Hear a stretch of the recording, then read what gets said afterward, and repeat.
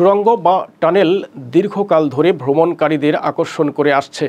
বড় শহরগুলোর মধ্যে দ্রুত গতিতে চলাচল করা কিংবা দুইটি দ্বীপের মধ্যে যান চলাচল নিশ্চিত ও গতিশীল করার জন্য এই টানেলগুলো তৈরি করা হয়।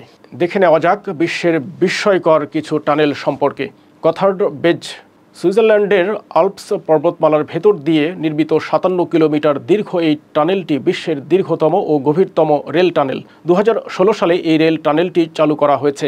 অনন্য এই স্থাপনাটিকে ইঞ্জিনিয়ারিং মার্ভেল বা প্রকৌশল বিস্ময় হিসেবেও বিবেচনা করা হয়। ল্যাডল টানেল নরওয়ের যোগাযোগ ব্যবস্থায় টানেল খুবই গুরুত্বপূর্ণ ভূমিকা পালন করে। নরওয়ের ল্যাডল টানেলের দৈর্ঘ্য ২৪.৫ কিলোমিটার এবং এটি বিশ্বের দীর্ঘতম সড়ক টানেল। ২০০০ সালে এটি চালু করা হয়। ২০ মিনিটের এই ড্রাইভে চালকরা মনোযোগ হারাতে পারেন।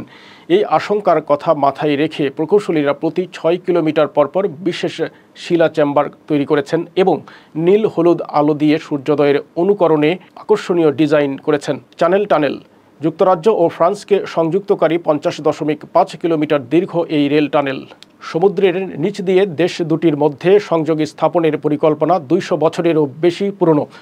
৬ বছর ধরে নির্মাণের পর ১৯৯৪ সালে টানেলটি জনসাধারণের জন্য উন্মুক্ত করা হয়। এই টানেল দিয়ে বর্তমানে মাত্র ২ ঘন্টার মধ্যে যাত্রীরা প্যারিস ও লন্ডনের মধ্যে যাতায়াত করতে পারেন। টোকিও বে অ্যাকুয়া লাইন অগণিত দ্বীপ ও বিস্তৃত উপকূল থাকায় জাপান দীর্ঘকাল ধরেই টানেল নির্মাণের জন্য আদর্শ জায়গা। টোকিও বে অ্যাকুয়া লাইন কানাগাওয়া এবং চিবা নামক দুটি প্রশাসনিক অঞ্চলকে যুক্ত করেছে। ফলে এ দুটি এলাকায় যাতায়াতের জন্য দীর্ঘ পথ গাড়ি চালানোর প্রয়োজন হয় না। টানেলটির দৈর্ঘ্য ২৩.৭ কিলোমিটার। এটি বিশ্বের চতুর্থ দীর্ঘতম পানির নিচের টানেল।